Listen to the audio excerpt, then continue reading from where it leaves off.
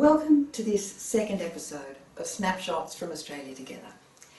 I'm Bronwyn Kelly, the founder of Australian Community Futures Planning, and in these programs we're showcasing selections of strategies and policies that can establish Australia's future as a prosperous nation, offering safety, security and well-being to everyone. The strategies presented here are not emerging from a political process. They're emerging through a process in which any and every Australian can become involved. The process of drafting Australia Together, our nation's first long-term integrated community futures plan. To find out more about this plan and to become involved in the open, transparent, inclusive democratic process being used to build it, visit the ACFP website at www.austcfp.com.au. This episode is about essential things we need to do to build a new economy for Australia. One that is fit for 21st century markets and one that delivers greater equality for all. It comes in three parts. Part one covers the targets in Australia Together for our economy and strategies for equitable recovery of our economy from the pandemic recession via a system of fair sharing of the burden for raising national wealth and fair sharing of the benefits. It covers a strategy to introduce a new accord between Australians and their parliaments on wealth, welfare and well-being.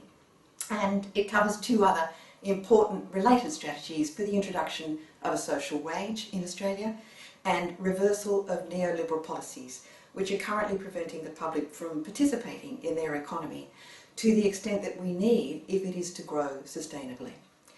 Part two covers strategies for increased involvement by Australians in planning how public funds are spent, institutional reforms to underpin a safe recovery from the pandemic, increased public sector and taxpayer participation in the economy, improved labour productivity and taxation reform.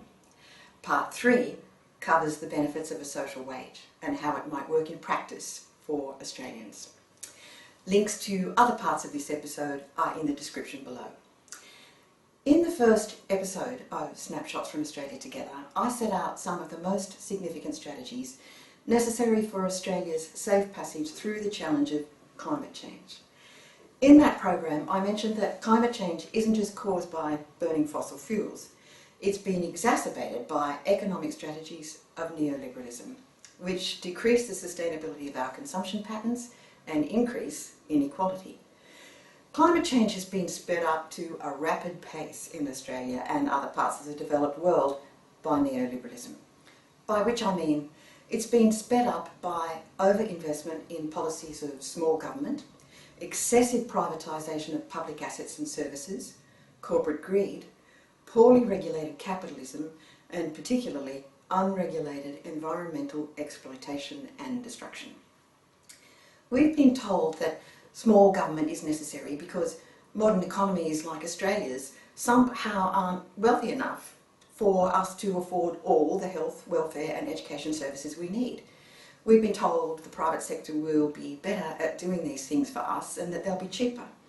But over the last 30 years, as the assets and services built by taxpayers have been gradually sold off, sometimes for far less than they were worth, the result is that the services we need either aren't provided at all or are more unaffordable and inaccessible than they've been since the 1970s. More Australians are being excluded every year from access to affordable education, to essential medical services, particularly mental health services, to support in times of crisis, including family breakdown and domestic abuse, and to support as we age. These things are what our economy is for. The Australian economy is the 12th biggest in the world. Our country is home to just 0.3% of the world's population, but we earn 1.7% of the global income. We are remarkably advantaged by world standards, and our economy is easily big enough to carry all of us to a high standard of living if we share it around fairly and properly. At the moment, we're not sharing the economy fairly enough to carry all of us. Income and wealth inequality has been steadily getting worse since the late 1990s, so much so that in 2019 we reached the point where the average net worth of the top 20% of households was more than 90 times that of the lowest 20%, some 3.2 million for the top 20% compared to just 35,200 for the lowest 20%. That inequality didn't go unnoticed. In the same year, in the ABC's Australia Talk survey of 55,000 Australians, 76% of us agreed that the gap between rich and poor is too large. So it's clear that the vast majority of Australians don't want to live in a society with that sort of disparity in wealth and opportunity. It's not who we are, and it's safe to say we want it to be otherwise. And because of that, the economy is something for which we now urgently need a national vision before this gap gets worse. We need to build a clear picture of the type of economy we want, its objectives and purpose. If we develop that vision, the vision of what the economy is for, then we can ask ourselves, how should our economy be set up to build the particular quality of life, well-being and security we want? Neither our elected leaders nor Australians at large have clearly articulated that overarching vision of the purpose of our economy yet, and they've never come to an agreement on how best to set up the national economy to make that vision a reality. But in Australia Together, we've made a start on what a national vision for Australia would look like, including for the economy. You can view the draft vision for Australia Together at the web address provided in the links below. And if you do, you'll find it has 17 elements describing the aspirations that Australians have expressed for the future health of their society, environment, economy and democracy whenever they've been asked about those aspirations in the last decade. That's one of the things Australian Community Futures Planning has been doing since 2019, scanning comments by Australians about what they want for the future and assembling all that into a draft vision for them to consider as they build a plan to make it a reality. At least 5 of the 17 aspirations in that vision are about our economic future. The most important one is that everyone can realise their full potential in life as individuals, as members of a family and as citizens through unlimited opportunities in education and employment of choice. The other aspirations around the economy are that vital services are fully accessible, scarce resources are conserved and fairly shared, national wealth is fairly shared, and our economy is sustainable and supports rewarding opportunities and continuous improvements in living standards for everyone. So it's a socially just future that Australians have been describing here, and ACFP has listened. But they've also been describing a preference for an environmentally sustainable future and recognising that the natural environment, biodiversity and climate change are central to our economic prosperity. So the vision for Australia Together also includes aspirations that, as a nation, we have the courage to take a leading place in achieving the environmental aims of a global society, and finally, stewardship of ecology is affirmed as fundamental to planetary and human survival. The remaining 10 elements of the Vision for Australia Together are about aspirations we've expressed for social cohesion, equality, well-being, a healthy, open democracy where leaders respect and prioritise the public interest, and a deserved reputation for decency and promotion of peace on the international stage. Australians are remarkably coherent about what they want for the future, and the idea here is that our nation should be set up to make their holistic vision of the future a reality by 2050 or sooner. But as our economy is structured at the moment, we won't make it a reality at all, however much we might want to. Australia's economy is currently structured to rely heavily on markets that we know will collapse soon, particularly for fossil fuels. Shaped as it is, the current Australian economy is on the brink of failure. If you'd like to know more about this, you can view episode 5 of our series on the state of Australia in 2020. That episode sets out the facts of how our economy is in decline and what's causing it. It's clear that this economy is on its last legs, and that in any case it can no longer carry us towards the things we can and do aspire to in a vision like the Vision for Australia Together. In fact, the economy is currently set up to push us in the opposite direction. It's set up to constrain the contribution that the public sector can make to the economy.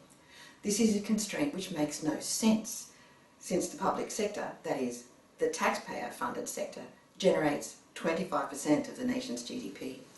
It's the biggest single collective participant in wealth generation, but we seem to have concluded it should be smaller if our economy is to grow. This defies both logic and the facts of history, which show clearly that in the 20 years to 2012, when the government sector spending grew on average by 2.6% per annum, the economy grew by 3.4% per annum. But when our government started repeated reductions of spending from 2013 onwards, the economy struggled and grew much more slowly. The restriction of taxpayer involvement reduced the size of the economy. At the moment, we have our economy arranged to push us away from the vision for Australia Together. It's set up to embed lower productivity and therefore smaller economic growth than we might otherwise achieve if we had both the public and private sectors pitching into their fullest and most efficient capacity, and if we had all Australians pitching in at their full capacity, something they can only do with full and free access to lifelong education and employment opportunities that play to their individual strengths. Worse than this, we have our economy set up to produce the wrong type of growth. Growth which consumes too much in scarce and non-renewable resources. That's unsustainable, destructive growth. It has limits and will eventually turn fully negative. But it doesn't have to be like that. There are ways to generate enough growth for everyone to share without doing it destructively. So Australia Together aims to avoid negative growth wherever we can and to achieve modest growth but with two distinct features. First, the growth has to be generated by an economy set up to rely much less on non-renewable resources and much more on expansion of production from services that we sell to ourselves and others, like health, welfare and education. And second, the growth itself must be raised more fairly and shared more fairly. At the moment, that's not happening, as we can see if we look at where the wealth we raise is going. We can think of GDP, the wealth we raise, as a pie to be shared. The pie of national income that we all work hard to generate these days adds up to almost $2 trillion Australian a year. It's grown to 4 times the size it was in 1975. But in 1975, 62% of that pie of national income went to Australians in wages, and the share that went to corporate profits was only 17%. Since then, shares of wealth have steadily and significantly reversed, so that in 2021, only 51% of the pie went to Australians in wages, and the share that went to corporate profits had almost doubled to 30%. It's impossible to see justice in that. And if it's not corrected, it will actually build in spirals of slower growth and epic economic contraction. Inequality will do that simply because it means too many of us have too little to spend, which dampens demand, which then results in job loss, and round it goes in a downward spiral. If we're generating $2 trillion a year from our public and private sector activities, there's plenty of scope to share it better than this, and to stimulate the economy at the same time through that fairer sharing. We get bigger economies when we spread wealth around more fairly. We can also get more of the stimulatory effect we need from more sustainable use of scarce resources, from elimination of use of non-renewable resources for energy, and from a move into expanded public sector services in health, welfare, education, aged care, disability care, childcare, conservation and land care, affordable housing, and efficiency in buildings and transport. These services are considered a cost to the economy by neoliberals who hold that they should be cut to balance the books. But they all generate jobs and wealth. They are where substantial demand will come from in the future. It won't come from international demand for coal. Put these services that we can sell to ourselves together and we can boost the economy. The pie will get bigger at a sustainable pace. Whereas if we rely entirely on failing and unregulated markets, then the successes we might hope for from any boost that do come to the private sector, say in manufacturing or trade-exposed industries, that'll all be negated by the destruction of overconsumption of scarce resources at one end of the production chain and removal of our national income offshore at the other end of the chain. That 30% share of national income that is taken for corporate profits is now largely being transferred offshore. It's certainly not being reinvested in Australia. Private capital investment has been trending negative here for some years now. Neoliberalism has a track record of embedding inefficiency and low productivity. It has a track record of embedding the very thing that is now preventing us from achieving sustainable growth. We can see the decline in Australia's labour productivity here, which accelerated when neoliberalism began to take real hold here after the year 2000. And neoliberalism compounds our problems by consolidating monopolies in private hands, several of which are now foreign-owned and have come to pay little or no tax. What this implies is that there is a fundamental need to reverse neoliberal directions of the last 30 years. We need to put more of our wealth back into taxpayers' hands, but equip them with new skills in integrated planning to make it all work. This is likely to take some time because so many assets and services have been divested by governments for minimum periods of 30 years. But it can be done if we set out a transparent and reasonable plan for our transformation from what is now an exhausted economic structure far too dependent on exports of non-renewable commodities. We need to convert that to a new, highly productive economy based more on social services. And it can be done if we take care to make sure that natural monopolies like electricity transmission and water supply don't slip further into private hands, and if we work to build up competitive capacity in the private sector. We need social service expansion, and we need natural monopolies to be put back in taxpayer hands where long-term planning for better custody of all our assets can occur with less conflict of interest than we're suffering now in this age of unrestrained corporate greed. There is no other way to rebalance and strengthen our economy so that it can grow sustainably. So it's time to get practical about it.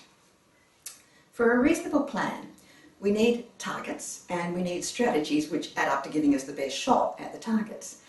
The targets for the national economy that have been drafted into Australia together so far, after considerable research, are all essential if we want to make the broader long-term vision I just described a reality by 2050 or sooner. They're the minimum we need to achieve. Most of the targets for the economy are straightforward economic targets like targets for labour productivity, full employment and private capital investment. These are just practical targets that experts know are essential for a sustainable economy. They're colour-coded throughout the plan in pink.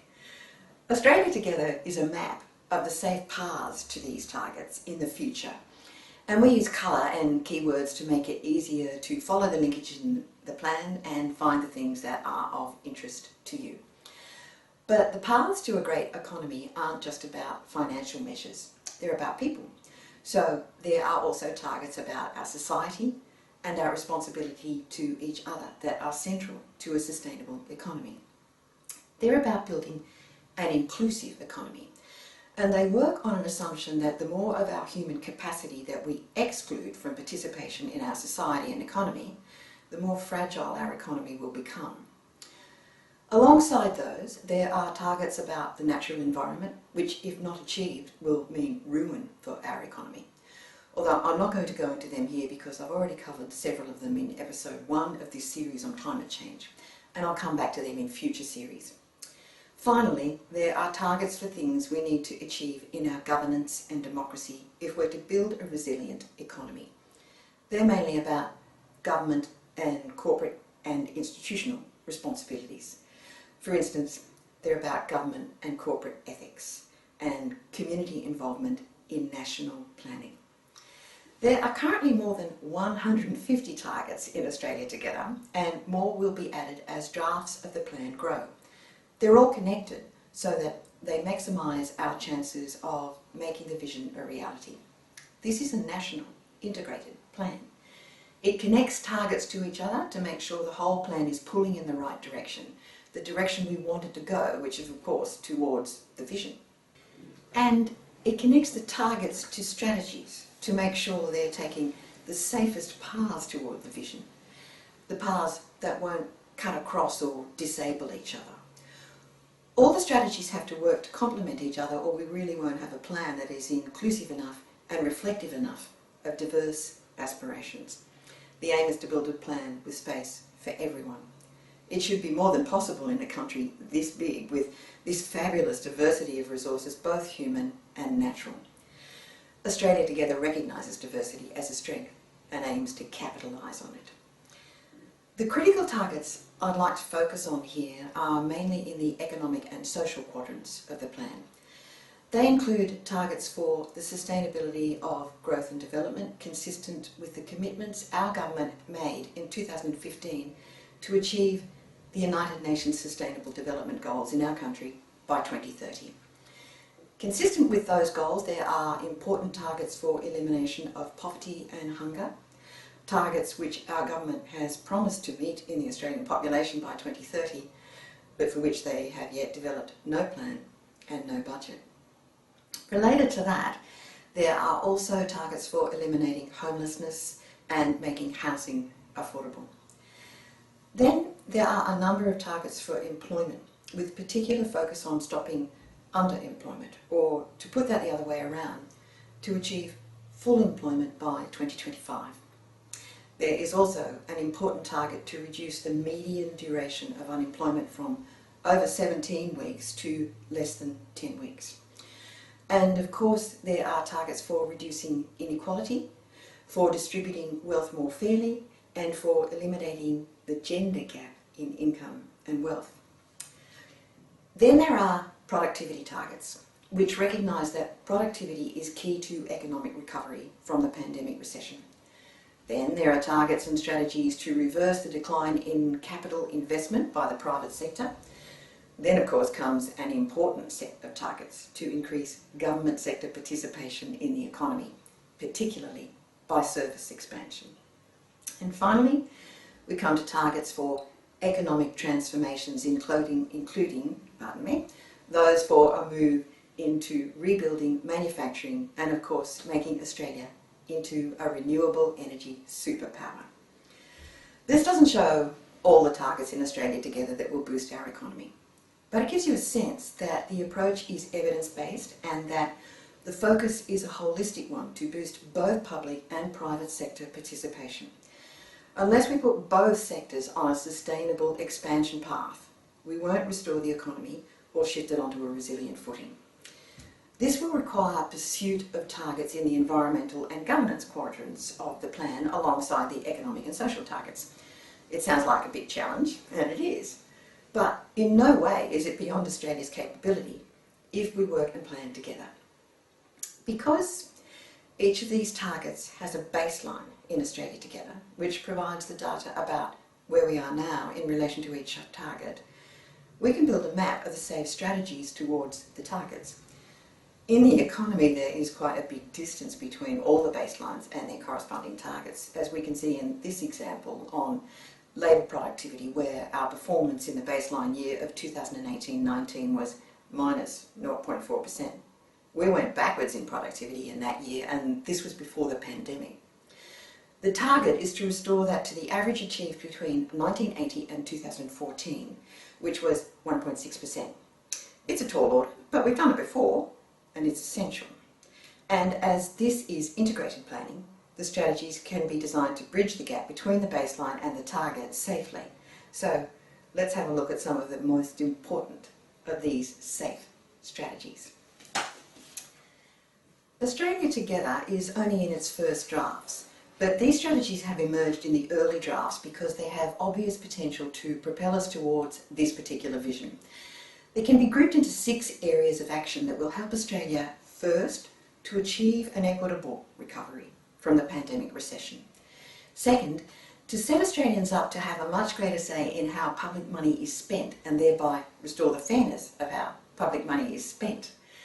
Third, the strategies aim to provide Australia with institutional reforms that are absolutely vital to the establishment of a new economy. Fourth, they're to help build a productive public sector after the ravages of neoliberalism.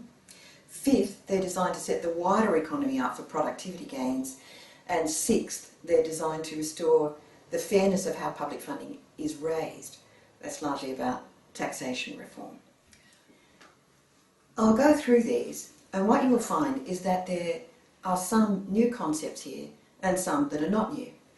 The new ones are the sort of strategies that emerge only when we're trying to build a long-term plan for a strong, sustainable economy. They don't and can't emerge when leaders are simply trying to build a short-term plan to win the next election.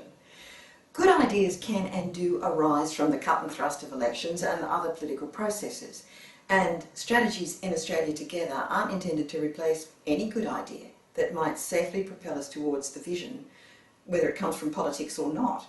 On the contrary, Australia Together hoovers all of those good ideas up and puts them in one place to build the safe, integrated plan. It works to get them all onto our agenda sooner than many of them otherwise might if we merely relied purely on the luck of the political draw at the next election.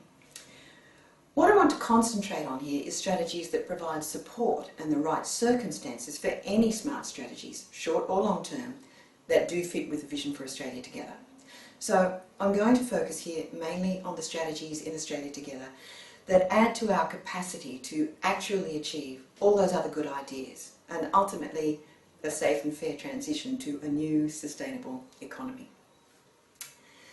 Looking at the first set of strategies for an equitable recovery from the pandemic recession, Australia Together recognises that in our economy at the moment, wealth isn't raised fairly and it isn't shared fairly either. Australians haven't been getting fair shares of access to their own money for the services they need.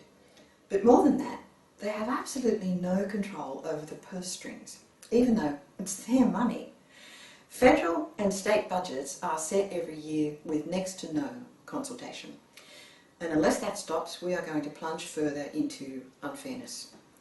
To prevent that plunge, Australia Together adopts strategies to achieve some fundamental shifts in current attitudes that are reinforcing the suboptimal structural arrangements of our economy and unnecessarily limiting what that economy can do for us. One shift is in our attitude to and understanding of the place of welfare in generating prosperity. Welfare has a big role in generating prosperity, but we're unnecessarily restricting it at the moment. A second attitudinal shift is about the role of the government sector in the economy and its capacity to inject profits for Australia into the national economy, including through direct service provision of social services and through profitable government commercial trading enterprises, operating fairly and ethically alongside the private sector enterprises in free markets that are exposed to competition on a level playing field. A third shift is in our attitude to taxation, and a fourth is about our capacity to be involved in planning the nation's finances and economic development. Most Australians will think they can't have involvement in that last one, but they absolutely can. And Australian Community Futures Planning is working to give them a means of injecting themselves into the process of planning the federal budget. We have developed a community engagement process called National Integrated Planning and Reporting that any and every Australian can become involved in to have a say in planning the nation's future and in the finance that we can assemble for that future. It's a very practical step we can take to restore fairness in how national wealth is raised and shared. I'll talk more about this in part 2 of this episode. As to our attitudes to welfare, I'm speaking here of welfare in the broad sense, as the share of national income that is devoted to servicing our needs in health, family and community services, aged care, pensions, childcare, protection from poverty and protection during unemployment, sickness and disability. Under neoliberalism, we've been encouraged to view this welfare as a burden imposed on us by undeserving leaners and something that should be pushed to the periphery of our national budget. But in Australia, welfare is the job creation colossus. Our health and social services sector already employs more than 14% of working Australians, making it the biggest sector of employment by far. Nothing generates jobs like the broad welfare system I've been talking about, because nothing generates more domestic demand. And the gross value added to the Australian economy by that sector is currently the second highest out of all the sectors, exceeded only by mining. But of course, in the case of mining, much of the gross value added is heavily subsidised by the taxpayer in the first place and doesn't come back to Australians. The net value added by mining is not that great after we deduct the billions in subsidies we give it each year. We get very few opportunities for a job in mining. And because much of it is now run by multinationals adroit at transferring profits offshore, much of the gross value added by mining isn't reinvested in Australians. That doesn't mean we should stop all forms of mining, but it does make it economically suicidal to cut the health and welfare services sector and the education sector, which are much bigger employers and for which there is legitimate, reliable and heavy demand. Whenever we transfer public funds away from social services to sectors like mining and fossil fuels, which employ relatively few Australians and will employ fewer and fewer as they introduce automation and as demand drops, that subsidisation is likely to result in a drop in standards of living. And yet, that is what Conservative federal governments have been doing since 2000, pumping up the idea that we can't afford our own health and subsidising corporates to stay in risky and inefficient ventures for longer than they should. This needs to be reversed, but we need to do it using a sensible, well-integrated, long-term planning framework. That framework could be driven well if Australians were given a greater say in their priorities for spending of public funds.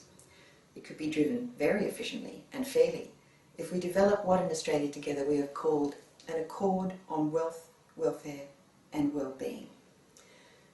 The strategy for this accord is simple. It's that by 2022, the federal government would convene a process of joint development with community delegates of a draft policy of mutual commitment to the welfare and well-being of all Australians and the fair sharing of their wealth.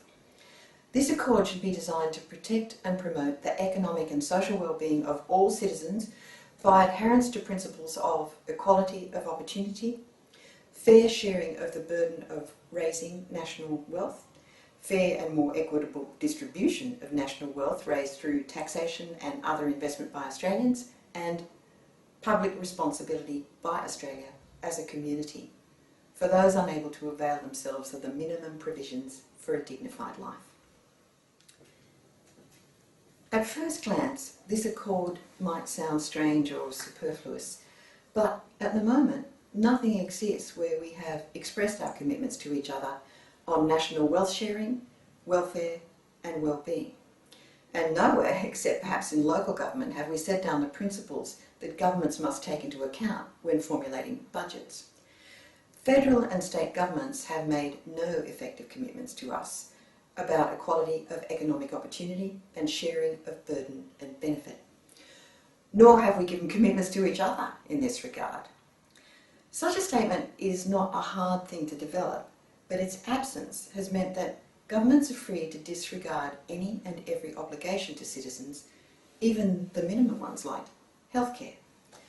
A culture has evolved, particularly in Conservative governments, that it's okay to reduce public spending in health and education budgets and all sorts of other budgets such as environmental protection, artificially maintaining them below the minimum necessary, even though that's entirely unnecessary, because we can well afford it all.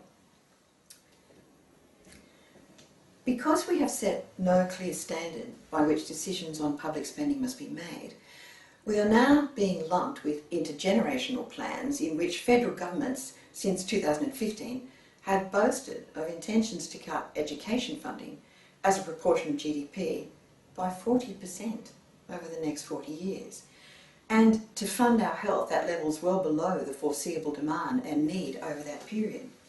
For more information on this, viewers can watch episode 2, part 2 of ACFP's 3-part series on National Integrated Planning and Reporting. Links are in the description below.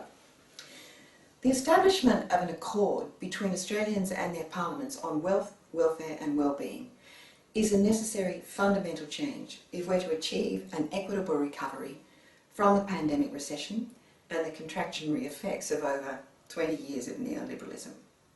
It's a paradigm shift in the way we run and optimise our democracy, and it's vital if we're to increase the control that everyday Australians have over their safety, security and quality of life. With such an accord, developed by us and then legislated, we can turbocharge other strategies in Australia together that are vital to fair sharing and social cohesion, including strategies for elimination of poverty and hunger, which are both growing in Australia, and for immediately raising the job seeker payment back to where it was during the pandemic. In other words, almost doubling it, although that particular strategy has been inserted as a kind of interim safety net, preparatory to the introduction of quite a different way of sharing wealth and stimulating the economy. That new strategy is to introduce a social wage for all Australians aged 18 and over who are earning less than $250,000 a year with net assets of less than $2 million. This strategy is also about setting the fundamentals of how a social wage would work by conducting nationwide community engagement. A social wage is a continuous, uniform, taxpayer-funded payment to all adults made regardless of any other income they may freely obtain. It has come to the fore in the developed world in the last decade as a credible means of stimulating and strengthening economies, although it goes back at least as far as Thomas More in Tudor England. And while in a neoliberal world it might look like it's the project of left-wing bleeding hearts, many will be surprised to learn that right-wing supporters of free market economics, such as Friedrich Hayek and Milton Friedman, have been proponents for a social wage. What I'm referring to here as a social wage has been variously called the universal basic income, a minimum income guarantee, a negative income tax, and lately an Australian income security. That title has been proposed by one of Australia's foremost economists, Professor Ross Garnaut, in his latest book, Reset, which is about restoring the Australian economy after the pandemic recession. If you're interested in how a social wage could be advantageously implemented for all Australians, it's worth a read. But regardless of what we call a social wage, our economy needs it, and Australians are very likely ready for it. In 2019, according to the United States Studies Centre, 84% of Australians believe that the minimum wage should be high enough so that no family with a full-time worker falls below the official poverty line. We have lots of full-time workers at the moment who are currently living below the poverty line. And 61% believed that the government should provide a decent standard of living for the unemployed. This level of support for a reliable social safety net and basic income should be no surprise because since 1948, with the adoption of the Universal Declaration of Human Rights, to which Australia is a signatory, the concept of a social wage and safety net has been acknowledged not as a favour to the poor, but as a right for everyone. In 1948, we declared that everyone has the right to a standard of living adequate for their health and well-being of himself and his family, including food, clothing, housing, medical care, and necessary social services, and the right to security in the event of unemployment, sickness, disability, widowhood, old age, or other lack of livelihood in circumstances beyond their control. Of course, the deft means by which neoliberals have sought to evade this acknowledged obligation and right is by implying that our individual circumstances are not beyond our control, that we all have equal power to make something of ourselves and it's our own fault if we don't. I personally don't agree with that, but when it comes to the economy, it doesn't matter who's right about it. The fact remains that thinkers from both sides of politics have seen the benefits of a social wage for the economy, especially now that we have racked up a huge amount of debt as a nation after a global financial crisis and a pandemic. Both sides of the political spectrum have acknowledged that if it's properly implemented, and that would have to be in a manner that would comply with a genuine accord on wealth, welfare and well-being, a social wage can help us reset the economy to manage that debt and avoid passing on an impossible task to our kids. It can help us do this because it can open the way to lower and flatter personal taxation without necessarily making the taxation system unreasonably regressive, without making the wealth sharing system more inequitable, and without cutting services. It can remove the current disincentives in our social security and tax systems that act to discourage many Australians, particularly women, from participation in the workforce because they retain more of their income after tax. At the moment, the taxing system can be a disincentive to workforce participation, especially for second income earners in households with care responsibilities. Reduction of participation by women and carers robs us of economic capacity, and that builds in lower standards of living. A social wage can also provide stimulus to the economy by boosting spending capacity in places where there is little or none now, that is, among the growing numbers of the poor, more than 3 million of them. It pulls those people into participation in the economy instead of pushing them out of it. That alone makes the economy instantly bigger, and it cuts costs for health and social support. It can significantly rebalance gender inequity because it applies equally to adult dependents and second income earners, who are usually women. It's great for students and people who need to retrain to shift their careers, which young people will have to do a lot more than, say, people of my generation ever did. And in that regard, it's a vital contributor to the productivity increases that we need, increases that can come only from setting up to provide lifelong education for everyone who needs it. Most important, a social wage would help propel Australia towards achieving full employment, in part because it would immediately raise disposable income for everyone and thereby create enough new demand for jobs growth in both the public sector, especially in education, and in the private sector in trade-exposed industries. A well-structured social wage would allow trade-exposed industries to remain more competitive than they otherwise would over the next decade, because it can help keep wages affordable for those industries without lowering the standard of living for workers. This is important if the nation as a whole is to attract enough income from exports to help pay back some of the massive debt that we've built up as a nation since the GFC. But it can only do all that if first we have an open accord that it's a fair bargain to accept wage restraint in exchange for a social wage. Hence the proposal for an accord on wealth, welfare and well-being. It might seem odd to pay everyone this wage, even wealthy people. But when you think about how we have our economic stimulus set up at the moment, we put taxpayer money into the economy anyway. It's just that we put vast amounts of it in to subsidise fundamentally uncompetitive businesses like fossil fuels. The private sector certainly employs most of us, but they don't generally use us well, let alone pay us well. Over recent decades, we've been regaled with the idea that the public sector is inherently less efficient than the private sector, and that we'll all be better off and have a bigger economy if we stop giving as much to ourselves and give the private sector as much support from our taxes as possible. The prevailing logic has been that we'll have a better chance of a job if taxpayers subsidise the private sector because it's so much more efficient and productive than the public sector. As a result, today the private sector can quite accurately boast of sweeping up 85% of Australia's workers. But unfortunately, it uses them so inefficiently that they produce only 75% of the GDP. The public sector provides work for the other 15% of employed Australians, but they produce 25% of the GDP. None of that attests to the comparative efficiency of the private sector as it's set up at the moment. And it shows that using our tax revenues to prop up private sector inefficiency and uncompetitiveness works to reduce GDP compared to what we might achieve if we had both sectors operating as productively and competitively as they can. If we want to improve the performance and output of both sectors, then we need to rethink the way we distribute our tax revenues to make sure they stimulate the economy, not dampen it, as the current subsidy arrangements are doing.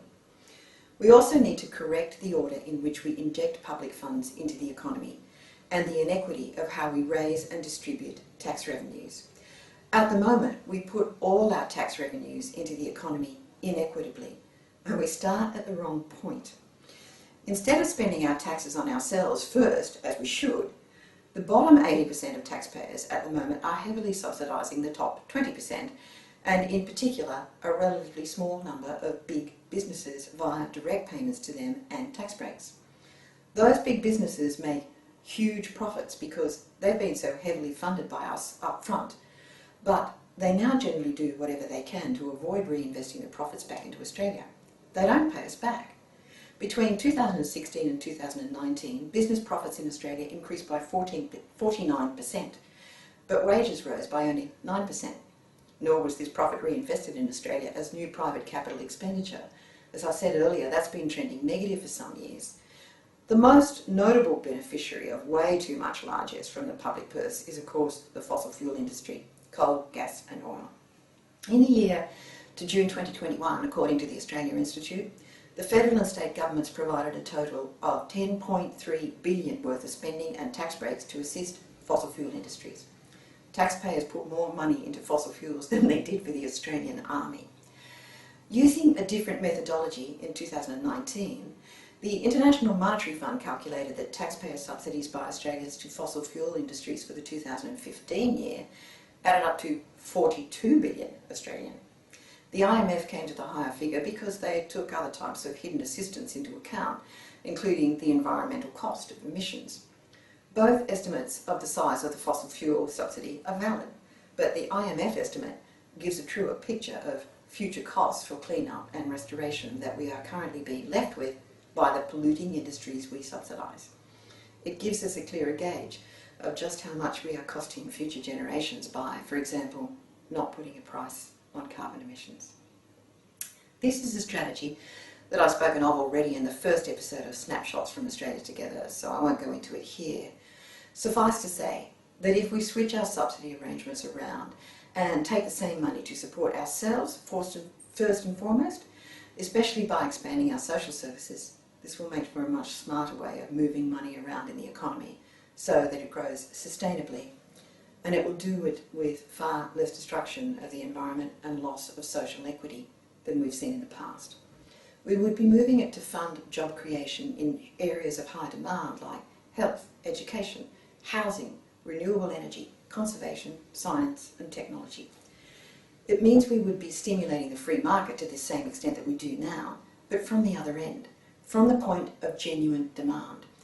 And we would be stimulating a market that does not consume scarce or non-renewable resources at the same destructive rate as our current composition of industries. Somewhere between 10 billion and 40 billion a year is available in public funds raised by taxpayers to spread around our economy more fairly than we spread it now. And if we shift distribution of funds by means of a social wage, we will also be significantly reducing inequality while stimulating the economy at the same time. If we complement that with some other vital strategies, it will give us a great start in an equitable recovery from the pandemic. But this time the recovery will be towards a sustainable economy and natural environment. So, in part 2 of this episode, I'll look at some of those other most important safe strategies. There are some exciting opportunities there that Australians should not miss out on. In part 3 of this episode, I'll expand on the benefits of a social wage for Australians and their economy. Links to parts 2 and 3 of this episode are in the description below. Thanks for watching this episode. If you like this program, please click like on the YouTube page and share the program with your friends and subscribe to this channel.